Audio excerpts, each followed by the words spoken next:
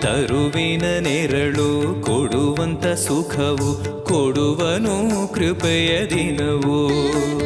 ಸ್ಥಿರ ಇರುವ ಮನ ಎನಗಿರಲಿ, ಶರಣಾಗತಿ ಎಂದು ಬರಲಿ. ಭಗವಂತನ ಪ್ರಿಯ ಮಗನಿವನ ಸಾರಿ ಬದುಕು ಇರಲಿ.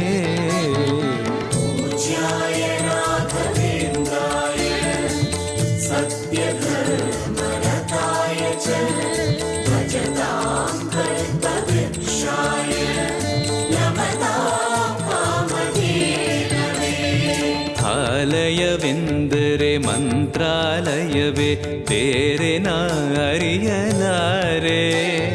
ರಾಜನು ಎಂದರೆ ಶ್ರೀ ಗುರುರಾಜನೇ ಮತ್ತು ನಾ ತಿಳಿಯಲಾರೆ. ಆಲಯವೆಂದರೆ